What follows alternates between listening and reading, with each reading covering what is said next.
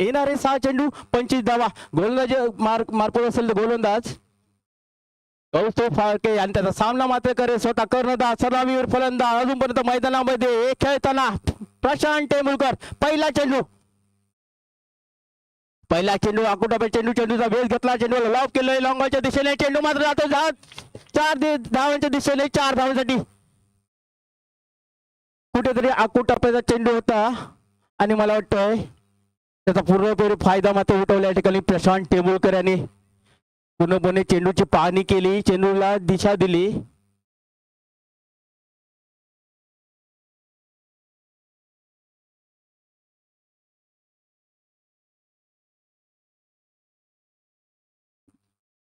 येणारे 5 चेंडू आणि 21 धावा. आणि या स्पर्धेचा एक नियम असेल कंपल्सरी चेस, तुम्हाला या 21 धावा कराव्याच लागतील 5 चेंडू मध्ये. नक्कीच गोलंदाज तयार. जोरदार प्यार केलाय प्रशांतने, नक्कीच लॉब करतोय स्क्वेअर लेगच्या दिशेने 6 धावांसाठी. नक्कीच बराचशा उशिरा मोठमोठे फटके येत आहेत ते मात्र प्रशांतच्या बॅट मधून. आपण पाहिला विचार केला पहिल्या 4 षटकामध्ये अतिशय शांत होता हा प्रशांत, कुठेतरी संयमी खेळी करत होता. त्यानंतर मात्र आता कुठेतरी संघाला गरज आहे मोठ्या फटक्याबाजीची आणि त्याच्या प्रकारे चांगली फलंदाजी करतो तो मात्र प्रशांत. धाव संख्या होते ती 53. येणारे 4 चेंडू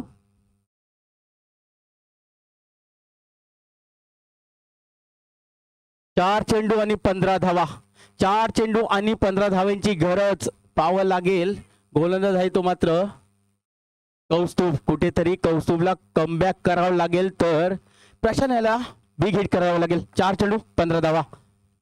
पुन्हा एकदा आकुटापे चेंडू, पुन्हा एकदा लॉक केला, चेंडू मात्र जातोय जमिनी सरपटत नैसर्गिक अडथळ्याला चेंडू अडतो तोपर्यंत 2 धावा धावून पूर्ण करतायत त्या ठिकाणी दोन्ही फलंदाज. आणि या ठिकाणी नक्कीच प्रशांत कुठल्याही प्रकारची घाई करणार नाही, कारण त्याला माहिती आहे त्याच्यामध्ये तेवढी ताकद आहे, तेवढी क्षमता आहे आणि त्याला ते करून दाखवावं लागेल आपल्या संघासाठी, म्हणजे LP69 संघासाठी. आता मात्र उर्वरित चेंडू असतील ते 3 आणि गरज असेल धावसंख्येची मात्र 13. 3 चेंडू 13 धावा. येणारा चेंडू अतिशय महत्वाचा कौतुकसाठी आणि जर्मन कालव्या संघासाठी, तसेच LP69 संघ तसेच प्रशांतसाठी. पुन्हा एकदा आकुटाप्याचा चेंडू होता, परंतु पाहावं लागेल या ठिकाणी पंचाकडे दाद मागतोय स्वतः प्रशांत तेंडुलकर. परंतु या ठिकाणी काय घडतंय, कुठेतरी चांगली गोलंदाजी पाहायला मिळते, चांगला कमबॅक पाहायला मिळतोय कौस्तुभ यांच्या मार्फत. आता मात्र उर्वरित 2 चेंडू आणि 13 धावा. कंपल्सरी चेस हा स्पर्धेतील नियम असेल आणि तुम्हाला 2 चेंडू वरती 13 धावा कराव्याच लागतील. तर 2 चेंडू मध्ये 13 धावा होतील का? एखादा चमत्कारच हा सामना पलटवू शकतो, पाहावा लागेल. 2 चेंडू 13 धावा करण्यासाठी तयार असेल प्रशांत. पुन्हा एकदा आकुटाबाई चेंडूला लॉक केला, फाईन लेगच्या डोक्यावरून नक्की चेंडू मात्र जाईल. पंचांचा इशारा तो आमच्यापर्यंत 6 धावांसाठी. आणखी एक गगनचुंबी षटकार प्रशांत यांच्या बॅटमधून. वादळी खेळी होताना भर उन्हामध्ये प्रशांत यांच्या बॅटमधून या 6 धावांनी धाव संख्या होते ती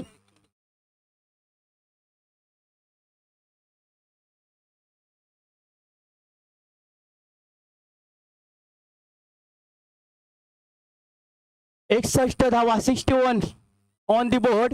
आणि मला वाटतं येणारा 1 चेंडू आणि 7 धावा. आता या ठिकाणी नक्की रोमांच पाहायला मिळतोय. 1 चेंडू 7 धावा. दडपण असेल फलंदाजावर, दडपण असेल गोलंदाजावर, काय करावे, काय घडेल, काय बिघडेल, येणारे चेंडू सांगेल. 1 चेंडू 7 धावा. नक्की चांगला चेंडू होता, आकुटापा चेंडू, प्रयत्न चांगले झाले होते प्रशांत यांचे, परंतु या ठिकाणी काय घडतंय, जय हनुमान कालवे या ठिकाणी ठरतो विजयी. परंतु अप्रतिम दर्जाची फलंदाजी देखील आपल्याला पाहायला मिळाली स्वतः कर्णधार प्रशांत तेंडुलकर यांच्या मार्फत. काय खेळी केली होती, मॅच फिनिश करण्याचा प्रयत्न केला होता, परंतु कुठेतरी थोडीशी खेळी कमी पडली, थोडीशी ताकद कमी राहिली ती मात्र प्रशांत यांची. सलामीला गेलेला हा फलंदाज शेवटच्या षटकापर्यंत खेळून आपल्या संघासाठी झोन होता तो मात्र जर्मन कालवे संघाविरुद्ध. तर मी नक्की विनंती करेन सर्वांना एकदा जोरदार टाळ्यांच्या स्वागतात प्रशांत तेंडुलकर स्वागत करायचंय. चांगली झुंज दिली, एक हाती झुंज दिली आपल्या संघासाठी, चांगली खेळी केली, षटकार चौकार मारून संघाला चांगल्या स्थितीमध्ये नेण्याचा प्रयत्न केला होता, परंतु कुठेतरी